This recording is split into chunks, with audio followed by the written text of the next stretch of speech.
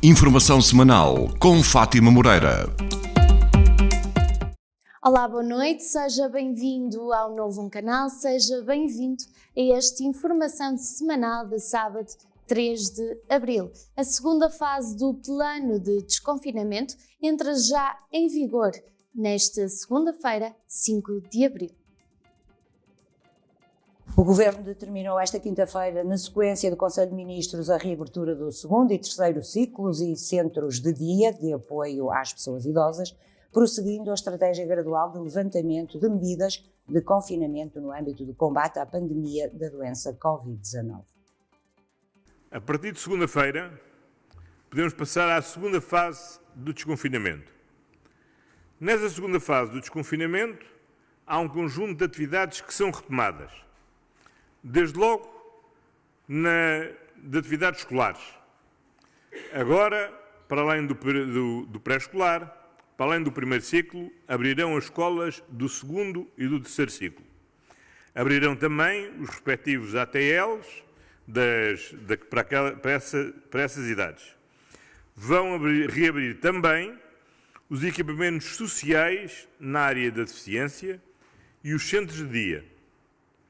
Na área económica, as lojas com porta para a rua com menos de 200 metros quadrados deixarão de ter de vender ao postigo e passarão a poder ter as suas portas franqueadas ao público para, de acordo com a lotação e as regras definidas pela Direção-Geral de Saúde, poderem fazer atendimento presencial dos seus clientes.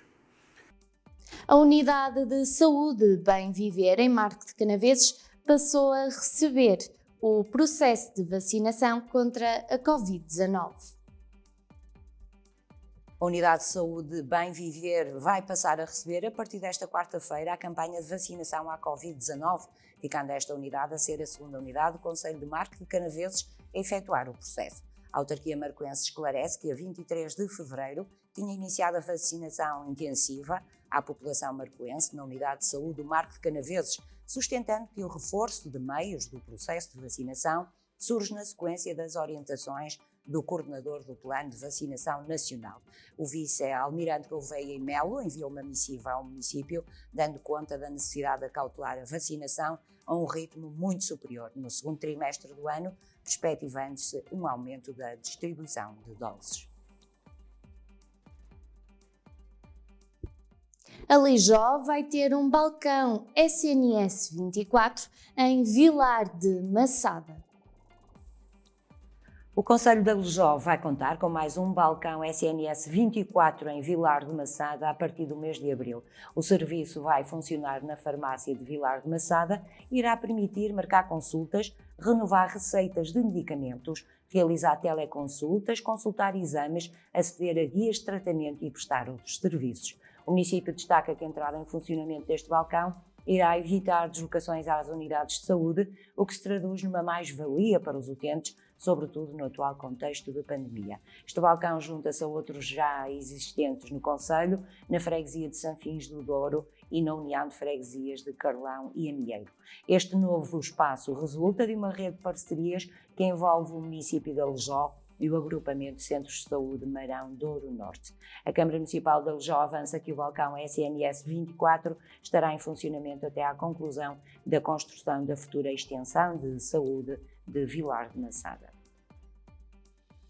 As associações humanitárias de bombeiros continuam a alertar para a situação crítica financeira das corporações. No programa Em Destaque, foi este o tema em cima da mesa. A situação financeira das associações humanitárias de bombeiros voluntários foi um dos assuntos analisados no programa Em Destaque do Novo Canal.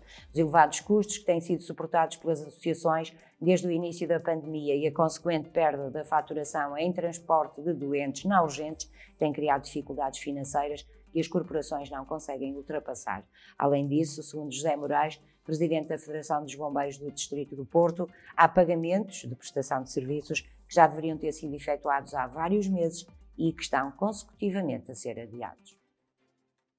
Portanto, não podem as entidades estar a solicitar a prestação de serviços e depois dizerem-nos, como nos disseram a nós, já em reunião presencial, que, olha, por favor, digam aos senhores presidentes de direção que, de facto, estamos atrasados 5 meses, mas só vamos conseguir pagar em junho. Isto não pode acontecer, porque as pessoas têm que ter a noção que o serviço prestado pelas associações Corpos de Bombeiros é um serviço de cariz humanitário, é um serviço público. Nós trabalhamos, ao fim e ao cabo, para o Estado. E não podem as associações, os seus presidentes de direção, que aqui estão, melhor que ninguém sabem, das dificuldades que têm diariamente para fazer uma gestão daquilo que é uma causa, ao fim e ao cabo, pública. E, de facto, nós temos que mudar de rumo, o Estado tem que mudar de rumo, e as entidades para as quais as associações humanitárias, corpos de bombeiros prestam serviço, têm que ter a sensibilidade para o que aqui está em causa, porque o que pode estar em causa, em última instância, será o socorro às populações. José Moraes, presidente da Federação dos Bombeiros do Distrito do Porto, da falta de financiamento às corporações de bombeiros e do atraso no pagamento dos serviços prestados, resultam sérias dificuldades financeiras, o que poderá vir a pôr em causa o socorro às populações. Os cidadãos que cheguem agora a Portugal por via aérea têm que apresentar comprovativo de teste laboratorial Covid-19. O Governo decidiu prolongar até às 23h59 do próximo dia 15 de abril as medidas restritivas do tráfego aéreo, medida tomada no contexto da situação epidemiológica provocada pelo vírus SARS-CoV-2. Segundo o Gabinete do Ministro da Administração Interna, algumas das medidas passam também a ser aplicadas na fronteira terrestre, com a obrigatoriedade de cumprir isolamento profilático de 14 dias para quem chega a Portugal vindo do Reino Unido, Brasil, África do Sul ou de países com taxa de incidência igual ou superior a 500 casos por 100 mil habitantes, como é o caso de França ou Itália. Em nota à comunicação social, o Ministério da Administração Interna destaca que todos os cidadãos que cheguem a Portugal por via aérea, exceto as crianças que não tenham completado 24 meses de idade, têm de apresentar comprovativo da realização de teste laboratorial para rastreio da infecção por SARS-CoV-2 com resultado negativo realizado nas 72 horas anteriores ao momento do embarque. O Dia Nacional do Doente com AVC assinalou-se esta semana. O Distrito do Porto continua a ser o que tem maior número de casos. Assinala-se esta quarta-feira o Dia Nacional do Doente com Acidente Vascular Cerebral. A data tem como propósito sensibilizar a comunidade e os cidadãos, de uma forma geral, para a doença, assim como promover as medidas preventivas e a melhoria das práticas clínicas nesta área. Segundo o Serviço Nacional de Saúde, o INEM encaminhou perto de 5 mil doentes com suspeita de AVC através da via verde do AVC, o que representa uma média de 14 casos diários, mais 2 relativamente a 2019. O SNS, o Sistema Nacional de Saúde, com base nas indicações do INEM, adverte para os principais sintomas que habitualmente estão associados à patologia, nomeadamente a falta de força num braço, boca ao lado e dificuldade em falar, alertando para a necessidade de ligar para o número de emergência, o 112, sempre que estiver face a um destes sintomas.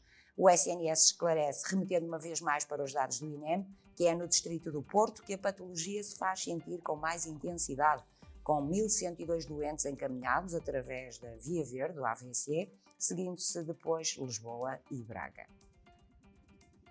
Marco de Canaveses evocou 169 anos de fundação do concelho. O município de Marco de Canaveses evocou esta quarta-feira o 169º aniversário da fundação do concelho, com várias atividades e a abertura do jardim municipal que foi renovado. O presidente da Câmara de Marco de Canaveses depositou uma coroa de flores junto ao busto do administrador, Adriano José Carvalho e Melo, num gesto que pretendeu relembrar o século XIX e a chegada e implementação de novos padrões de vida, de organização social e política.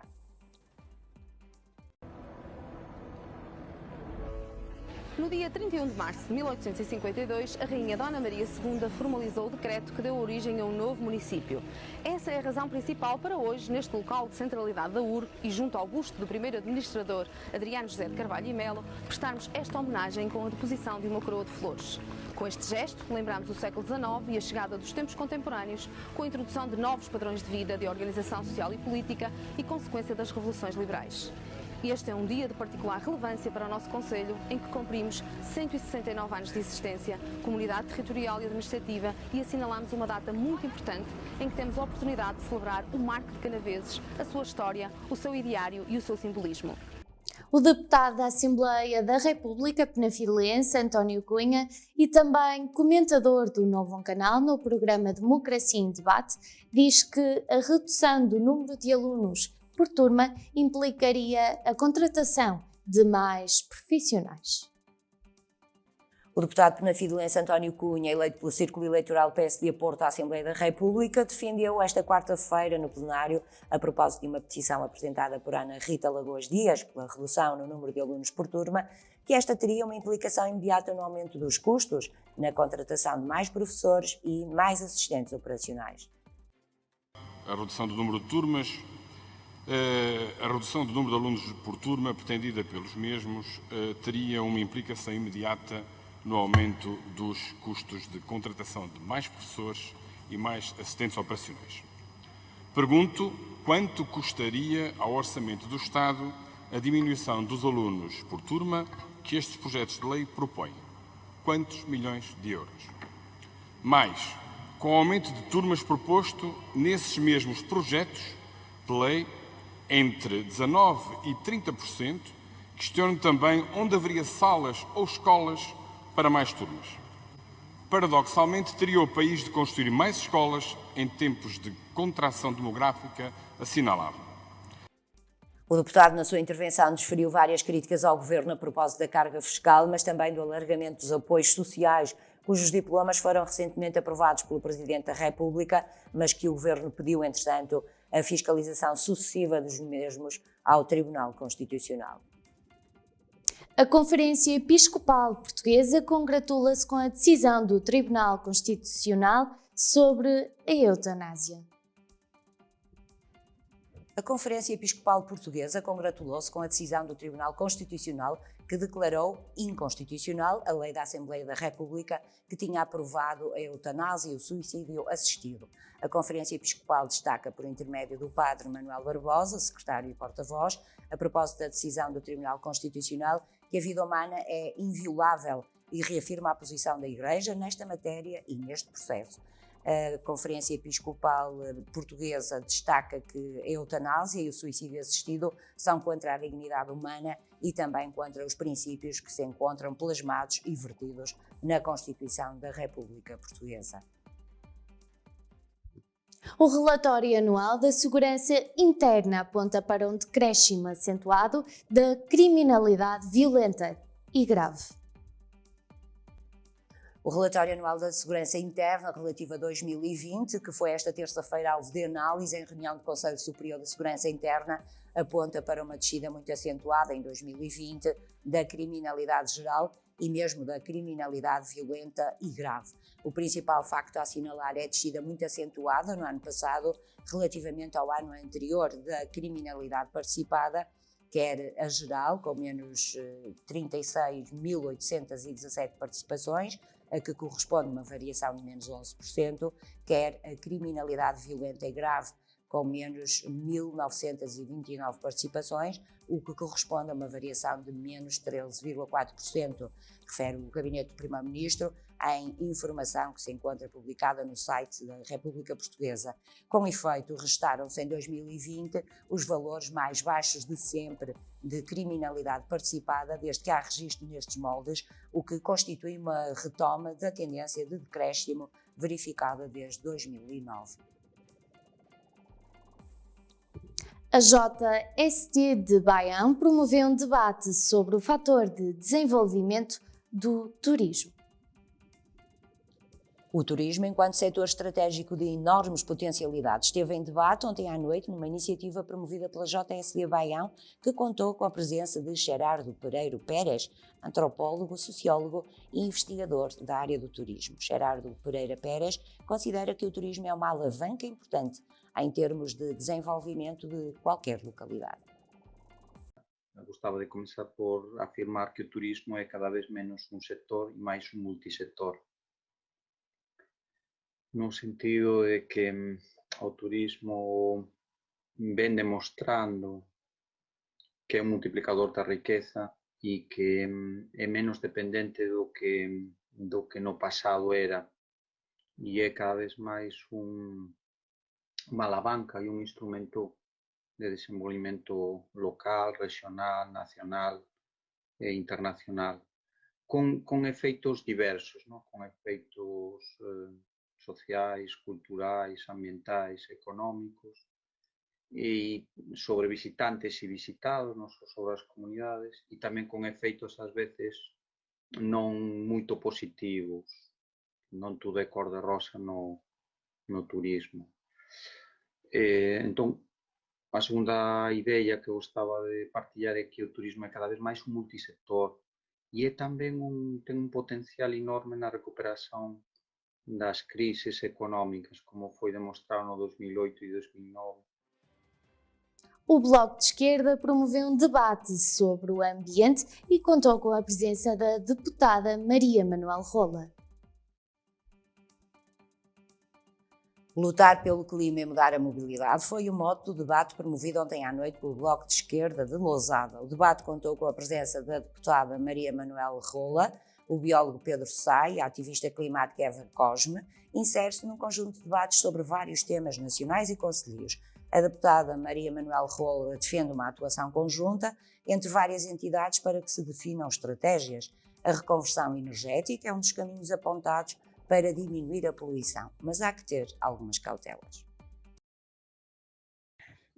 Nós, a nível do Bloco, a nível nacional, temos também muito esta leitura de que é necessária uma atuação sistémica e conjunta entre diversas entidades e com diferentes visões, não é? É preciso atuar para uma reconversão energética, mas essa reconversão energética tem que ter em conta aquilo que nós chamamos de justiça climática. A Eva falava também disso, além das questões da educação e de uma necessidade de um reconhecimento de uma atuação neste sentido e de uma mobilização para pressionar as entidades públicas para agirem e agirem também regulamentando e impedindo a poluição, por exemplo, ou a emissão de gases, fazer essa pressão a nível das entidades públicas e das entidades privadas também. A jovem ativista Eva Cosme chamou a atenção para a importância da colaboração dos jovens nesta luta pelo ambiente. Afinal, são eles quem mais poderão beneficiar no futuro. Quando falamos de jovens, pensamos em pessoas que não sabem o que querem, que não têm maturidade para dizer o que querem, para reivindicar coisas. A greve cresceu se toda a gente diz que nós temos de salvar o planeta para as gerações futuras, porque não deixar as gerações futuras terem um papel ativo nessa transformação do planeta?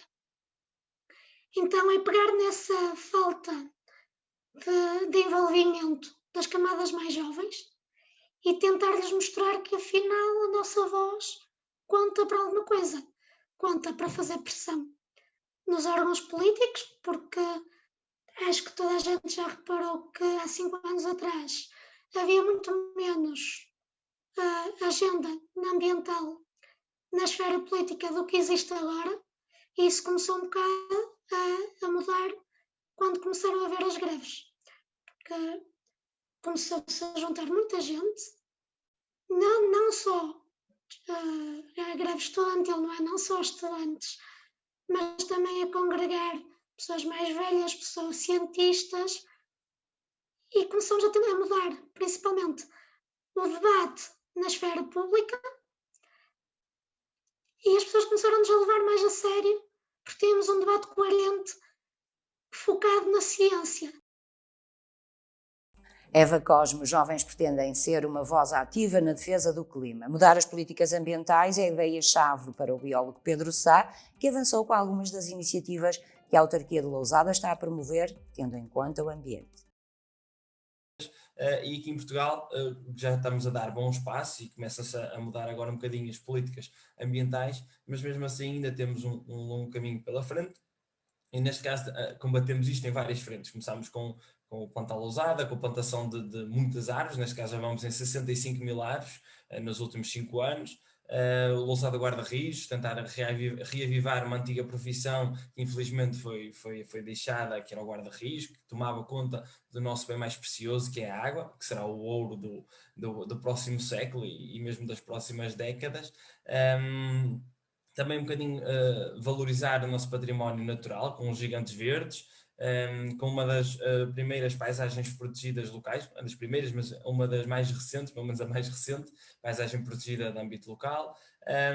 Também com projetos como o lixo sustentável, em que devolvemos um bocadinho da taxa dos resíduos aos municípios lousadenses, seja com o programa de educação ambiental, que é o Bioscola, e em que, por exemplo, também dentro do Bioscola temos o Bioscola 360, que neste caso são as poupanças que as escolas, ao pouparem na água e na energia e nos resíduos, portanto, também recebem um incentivo financeiro de volta para poderem aplicar noutras coisas. Lutar pelo clima e mudar a mobilidade foi o mote de debate promovido pelo núcleo do Bloco de Esquerda de Lousada. Segundo os bloquistas, a crise climática foi criada pelo atual modelo socioeconómico que, ao mesmo tempo que levou o planeta ao abismo, criou desigualdade social. A resposta deve ser a justiça climática e social, uma transição ecológica e energética que cria emprego e responda aos problemas de exclusão e pobreza. A cidade de Lordelo, em Paredes, tem agora o maior baloiço paisagístico do país. Segundo Nuno Serra, presidente da Junta de Freguesia de Lordelo, este baloiço vem criar uma mais-valia e valorizar o património. Estamos aqui no ponto mais alto da freguesia, o Cruzeiro de Meda, e isto surgiu de uma conversa entre eu e ele e o Tony, que fomos conversando sobre esta moda dos baloiços e que aqui seria giro ter também um baloiço. Ora bem, como o Tony é uma pessoa de ou faz as coisas bem feitas ou então prefere não fazer, surgiu a ideia de ser um baloiço em grande, que é o caso deste. Eu e o Presidente estávamos um dia em conversa e ele falou-me que gostava de ter um baloiço aqui situado nessa zona, que é uma zona, por acaso, que eu também gosto muito, que é onde é que eu faço meus encontros com meus colegas das motas. O Futebol Clube de Penafiel recebeu a certificação Bandeira de Ética. O Futebol Clube de Penafiel recebeu a certificação Bandeira da Ética, um selo de qualidade atribuído no âmbito do Plano Nacional de Ética no Desporto. Esta é uma iniciativa governamental implementada pelo Instituto Português do Desporto e da Juventude. O clube esclarece que nunca a missão do clube fez tanto sentido, realçando que faz parte da responsabilidade social do emblema formar atletas. O clube penafidelense adianta que o Futebol Clube de Penafiel passa a fazer parte de uma comunidade de instituições comprometidas com a ética no desporto e reconhecidas pelo trabalho que desenvolvem no sentido de promover os valores humanos, os valores da integridade desportiva, os valores da ética e o respeito pelos outros e pelo próprio. Refira-se que a Bandeira da Ética tem como propósito de incrementar o desenvolvimento humano e fomentar, a partir do desporto, a transmissão de valores éticos. O Rally de Portugal decorre de 20 a 23 de maio. Os vereadores da Câmara Municipal de Lousada e de Paredes garantem que a segurança será mantida. De acordo com a versão provisória, o Rally de Portugal decorrerá de 20 a 23 de maio, tendo uma extensão de 346 km e 21 provas especiais. Lousada será um dos concelhos da região que irá acolher novamente aquela que é a prova mais importante do desporto motorizado realizada no país, com uma super especial de 3,36 km, agendada para o próximo dia 21 de maio. António Augusto Silva, vereador com pelouro do desporto na Câmara Municipal de Lousada, disse esta tarde, em declarações ao Novo Canal, que o Clube Automóvel de Lousada, que organiza esta prova, já tem experiência em matéria de planos de contingência para a realização de iniciativas com as devidas precauções, e é o que está a acontecer neste momento. Esta é uma prova especial.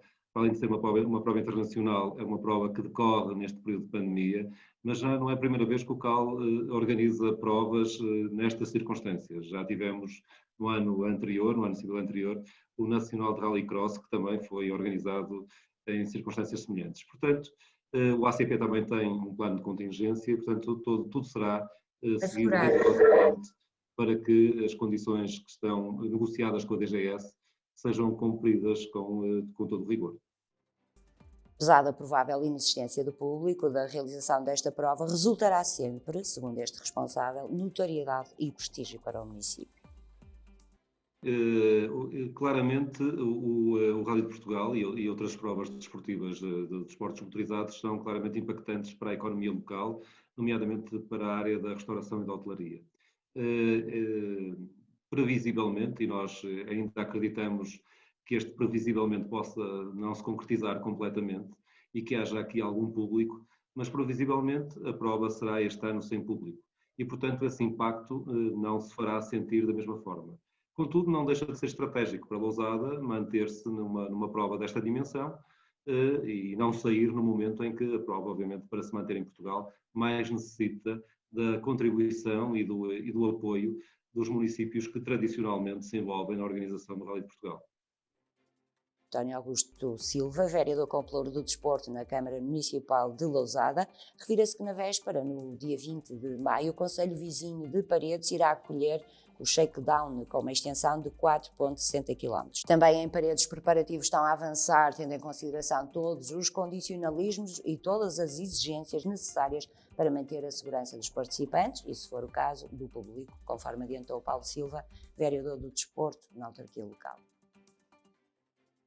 É nosso desejo que a prova se realize. Portanto, somos uma terra onde existe um grande número de gente apaixonada e aficionada pela modalidade, mas obviamente que este ano, como tem sido apanágio, tudo dependerá não só da nossa vontade, nem do ACP, mas também daquilo que, se forem as orientações da Direção-Geral de Saúde. Portanto, temos reunido com o ACP, mas ainda há uma série de dúvidas que necessitam de ser esclarecidas. Aquilo que estamos a fazer nesta fase é aquela fase de preparação, em termos de olharmos para o troço, ver o que é preciso para remodelar o troço, para que ele volte a ter a dignidade que tinha, porque tem estado o tempo, estamos a falar de um troço em terra batida, é natural com o tempo, com a chuva, etc., que esteja a precisar de algumas reparações. Providenciar tudo em termos da logística normal, com os colaboradores do município e com os apoiantes que normalmente ajudam nesta fase, nomeadamente os marshals, etc. Mas tem sido apenas esses passos que temos dado, porque aguardamos depois que haja mais orientações, nomeadamente para aquilo que é o mais importante, que é em relação à presença ou não de público ou a presença com limitações como o provável cenário, mas sobre o qual não temos ainda certeza. Paulo Silva acrescentou que, ainda que sem público, esta prova é muito importante para o município. Por parte do município, por parte do Presidente, este sempre foi um ponto de honra, tentarmos manter o máximo tempo possível esta prova e tentar que ela não saia de cá e até se for tentarmos para o futuro que ela se mantenha ou até noutros moldes. Portanto, é importante e queremos, como dizia no início, somos uma terra felizmente temos um grande número de pessoas que gosta da modalidade, que vibra com a modalidade e é importante também para o prestígio e para o bom nome de Paredes, portanto que atravessa não só o país inteiro, mas o além fronteiras e já somos uma referência na altura em que era possível termos público sem restrições. Posso dizer que nas últimas edições, normalmente 2-3 dias antes, toda a imediação do cartódromo estava repleta e normalmente eram de cidadãos de Espanha e de franceses que vinham uns dias antes, por ali montavam traziam as suas autocaravanas, traziam os seus carros e montavam um campismo improvisado para poderem assistir à prova e gostavam da forma como eram acolhidos em Baltar e costumavam vir até com uma certa antecedência. Portanto, é importante mantermos esta prova, sem dúvida alguma, por todo o prestígio que dá a nível nacional e internacional. Vereador do Desporto da Câmara de Paredes, Paulo Silva, os municípios de Lousada e Paredes recebem o Rally de Portugal, que decorre de 20 a 23 de maio. O novo canal vai estrear já este mês de abril. A nova era de ficção será a partir de dia 13, aqui no Sempre Seu Novo Canal. Sim, nós começámos a fazer uns vídeos por divertimento, então fomos convidados para o evento Cultura Entre Nós em Cristelo e fizemos um filme. Nesse filme, depois, as pessoas gostaram, então fomos convidados pela Junta de Freguesia a criar um grupo associativo sem fins lucrativos. Desde aí começámos a fazer filmes, séries, curtas-metragens e alguns vídeos mesmo da região. Vocês são formados na área? Não somos formados na área. Portanto, é mesmo por gosto? Foi mesmo por gosto que começámos. Quem é que escreve os guiões? Como é que tem a equipa dividida? És o realizador? Tem alguém que escreve? Alguém que produz? Quem é que edita? Eu, por edita? acaso, realizo, edito e também escrevo o argumento, da maior parte, mas tem sempre a ajuda dos outros. Polivalente. Sim. Há muito autodidata que eu sou. Mas fazem disto hobby, não é? Não têm fins lucrativos? Não temos nada de fins lucrativos. Tudo o que fizemos foi para uma camisola até agora. Para começar o mês em grande, nada melhor do que assinalar o dia 1 de abril, mais conhecido por Dia das Mentiras, com uma pequena partida aos nossos telespectadores. Contamos com a presença de Paulo Lopes, diretor do Novo Canal. Boa tarde, Paulo, mais uma vez. É verdade. Afinal, dia 1, Dia das Mentiras, o Paulo não vai nada candidatar-se à Câmara Municipal de Paredes. Não passou tudo uma brincadeira. É verdade, e todos os parabéns, porque também entraste muito bem nesta brincadeira. Uma brincadeira de 1 de Abril, tradição, não é? Uma tradição portuguesa, para nós nos rirmos um bocadinho. Obviamente que não sou candidato nenhum à Câmara Municipal de Paredes, e acho que perceberam todos na mensagem. Queria também agradecer um abraço ao Hélio Loureiro, que também ajudou a entrar nesta brincadeira. Ao excelentíssimo, à sua realeza de Dom Duarte, que eu brinquei aqui também, e tenho muito respeito pelo Dom Duarte, isso é verdade, aquilo que eu falei não é pelo partido monárquico, mas identifico-me mais com a monarquia, com a República, isso é verdade, mas não sou presidente da Câmara Municipal de Paredes, nem a nenhuma Câmara, nem a nenhuma junta, nem a nenhuma associação, nada. O concessionário Hyundai Carda em Penafiel está de novo aberto ao público. O Novo Canal foi conhecer as principais novidades.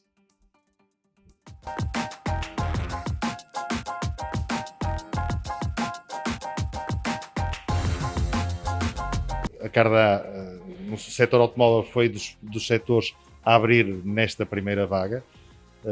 Isto porque, efetivamente, é um setor onde os stands são amplos, há espaço entre as viaturas e de facto os clientes podem sentir claramente seguros. Este sábado o Novo Canal vai estar em direto com o evento de cariz solidário e em parceria com a Junta de Freguesia de Seroa. Ora veja.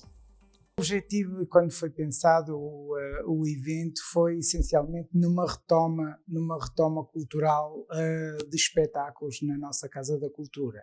A Casa da Cultura de Seroa era uma casa com uma programação cultural bastante ativa.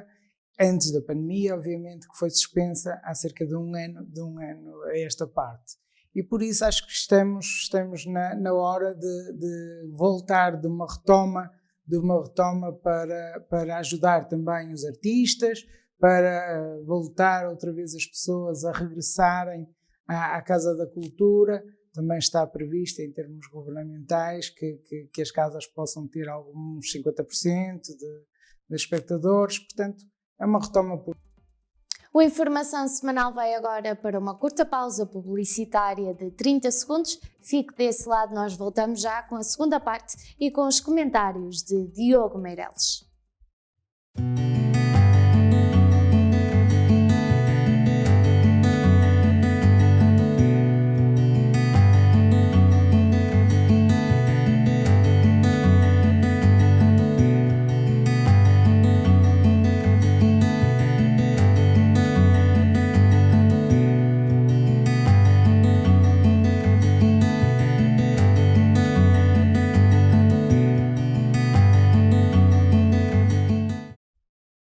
Seja bem-vindo de volta à segunda parte desta informação semanal de sábado 3 de abril, tal como prometido. Já tenho na minha companhia Diogo Meireles. Boa noite, Diogo. Olá, boa noite, Fátima.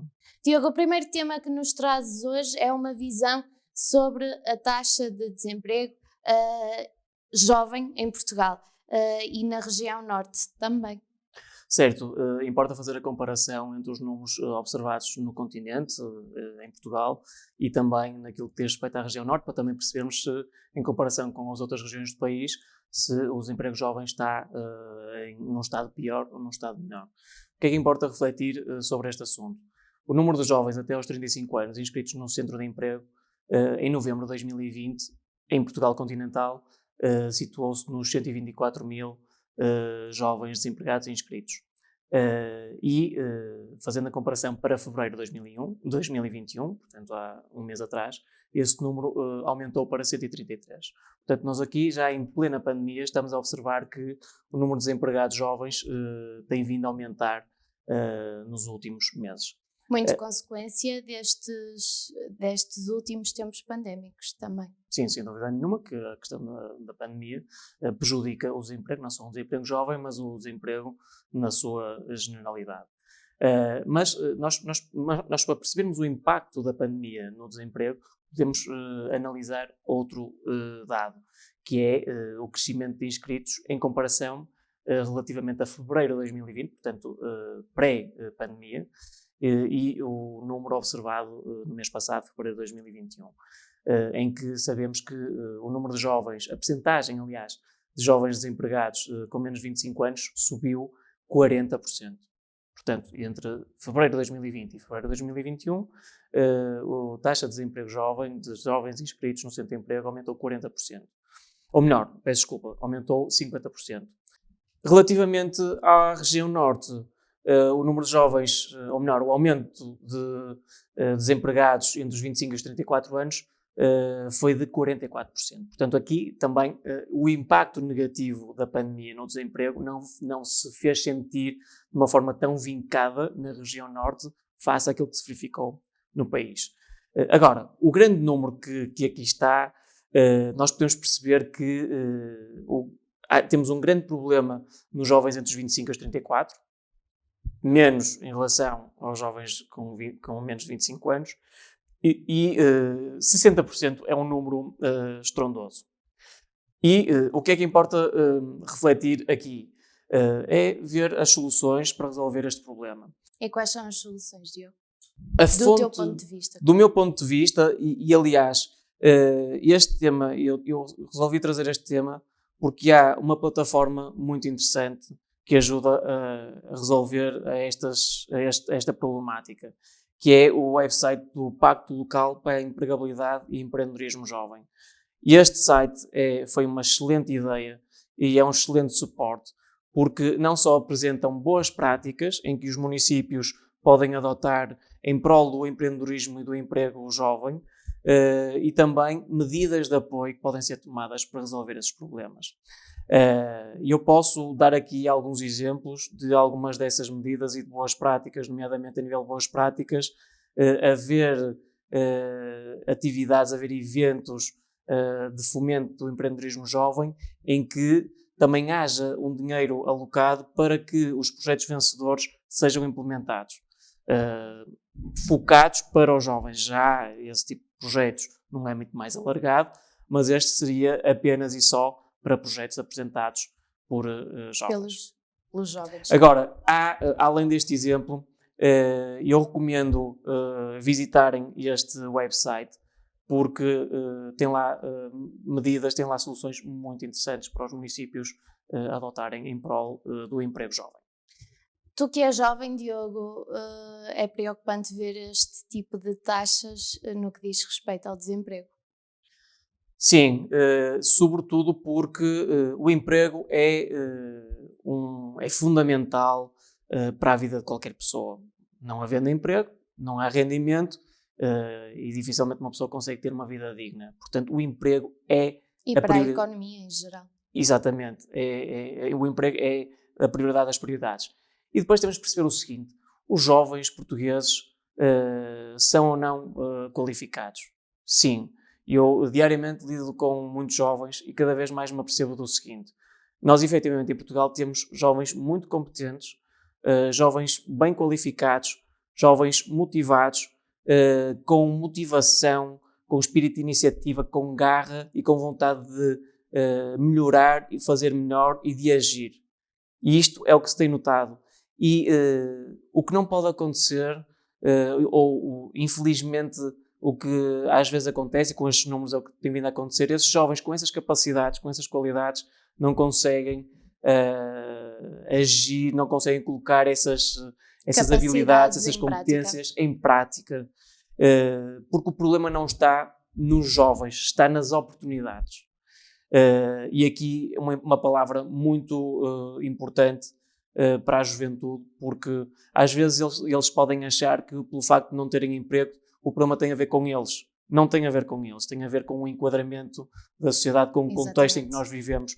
Porque do lado das suas competências, do lado daquilo que eles podem controlar, daquilo que eles podem agir e podem, têm uma palavra a dizer, da parte deles essa vertente está bem salvaguardada. A outra vertente, aí terá de ser naturalmente o governo, os municípios, com uma palavra forte a dizer para conseguirmos criar oportunidades para encaixar estes jovens e dar emprego.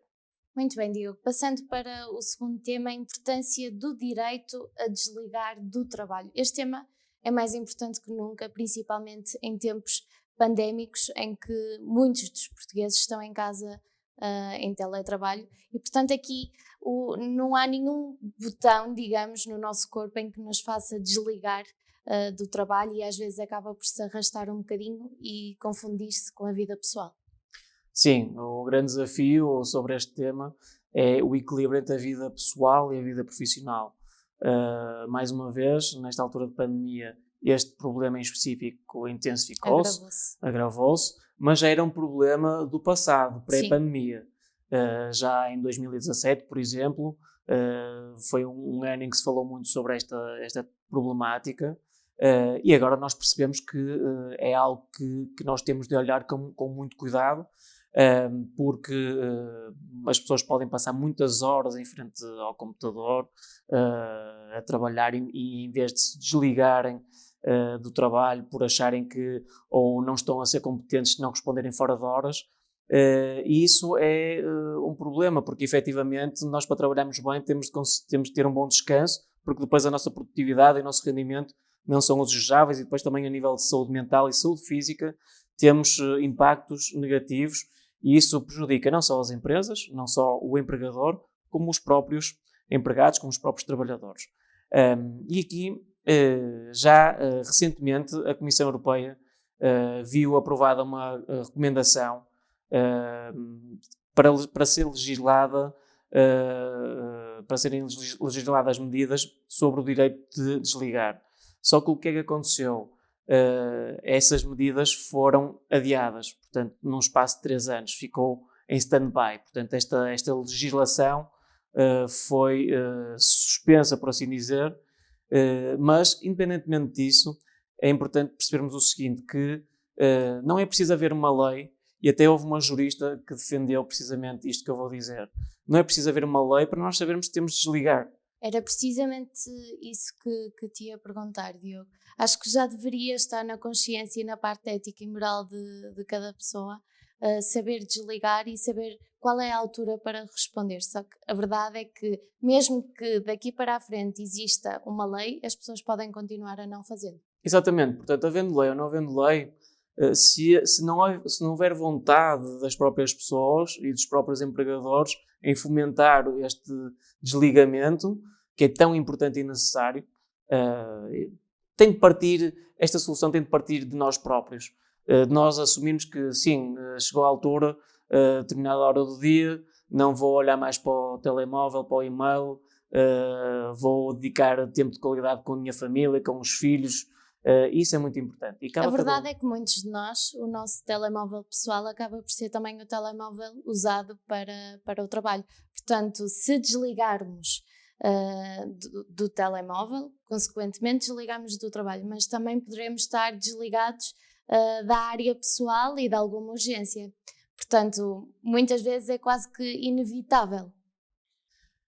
É algo muito difícil de gerir. De separar. De separar. É incontrolável, porque não só, como estavas a dizer, o telemóvel, o smartphone, serve para tudo e mais alguma coisa. Nós conseguimos, com esta ferramenta fantástica, temos acesso a uma panóplia de aplicações, de ferramentas, a nível de produtividade, a nível lúdico, tudo e mais alguma coisa, para fazer desporto, enfim, tudo aquilo que nós sabemos. E tendemos a ficar viciados, agarrados a esta caixinha fantástica, em detrimento desse tempo de qualidade que também referiste, de estarmos a falar com alguém, de não estarmos a olhar para o ecrã. Eu creio que há uma necessidade muito grande das pessoas conseguirem, porque é viciante. Eu acho que nós podemos assumir mesmo isso, que é viciante nós estarmos sistematicamente a olhar para o ecrã do smartphone, para o ecrã de uma televisão, para o ecrã do computador, e temos de pensar, depois isso caberá a cada um se sente bem com essa realidade ou não. Agora, eu creio que tenho lido vários estudos e que indicam precisamente isso, que é necessário, é muito importante nós termos uma conversa com quem está ao nosso lado, nós nos desligarmos das tecnologias.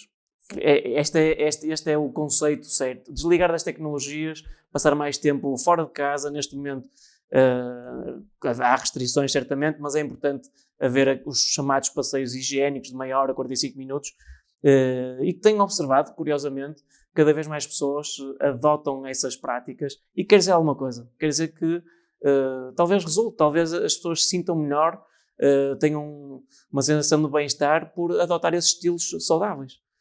Muito bem, Diogo, aproveito aqui também para fazer uma ponte. Estávamos a falar da tecnologia, dos meios tecnológicos, para o próximo tema, que é a Sociedade 5.0. Explica-nos, para quem não conhece, que conceito é este, onde é que nasceu e em que é que consiste? Este conceito surgiu no Japão e é um conceito que sugere uma nova configuração para a sociedade e sugere uma evolução na maneira como não só nós trabalhamos e na forma como nós vivemos. E este conceito de Sociedade 5.0 tem muito a ver com o tema anterior, que é a questão do desligar do trabalho, do desligar das tecnologias, para nós termos uma melhor qualidade de vida e termos uma sensação melhor de bem-estar. E é exatamente isso que este conceito sugere. É nós aplicarmos, nós utilizarmos as tecnologias, que são fabulosas. Não para substituir o homem, mas para lhe proporcionar maior qualidade de vida. Precisamente. Portanto, o conceito é exatamente esse.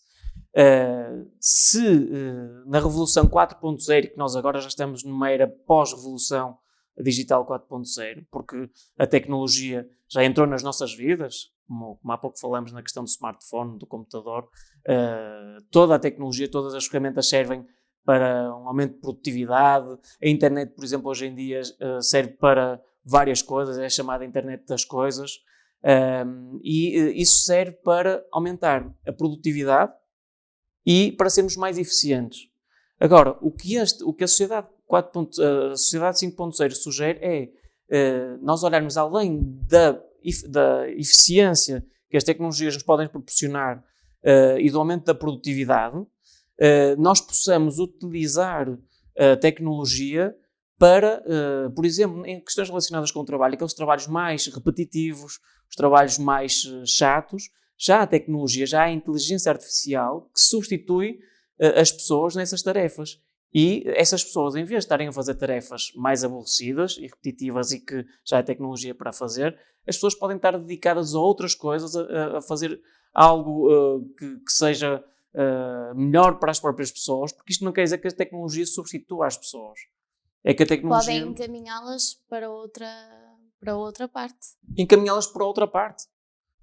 Porque sabemos que o dia tem 24 horas e nós temos de utilizar o nosso dia da melhor maneira, e se há uma tarefa que nós já não temos de a fazer, haverá sempre outras tarefas que serão necessárias, e nós podemos alocar os recursos humanos nessas tarefas em que até acrescentam mais valor e que podem criar uma evolução a nível de produtividade e uma evolução a nível de resultados e de faturação da empresa e do trabalho que é realizado, e o conceito é mesmo esse. Agora, importa passar do conceito à prática. Para a prática. E quais são as dificuldades em passar do conceito para a prática?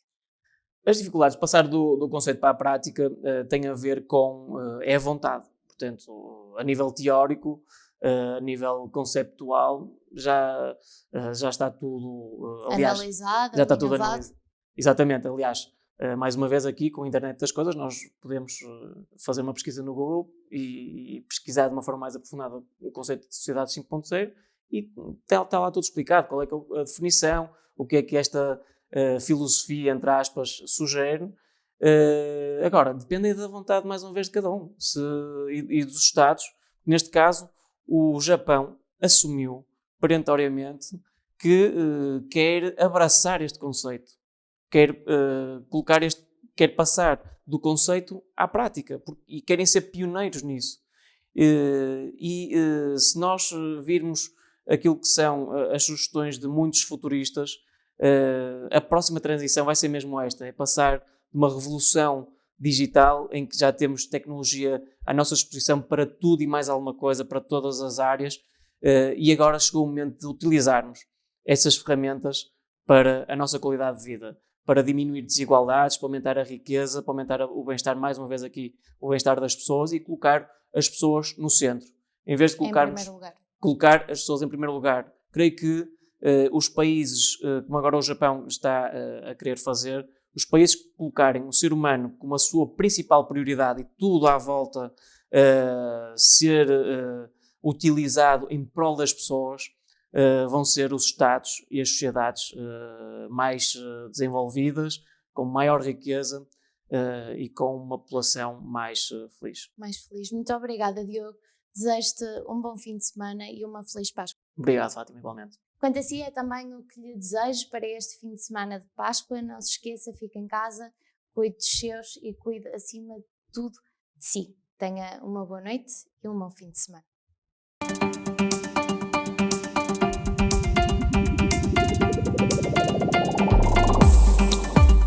Informação semanal com Fátima Moreira. Novum Canal. Sempre Novum, sempre seu.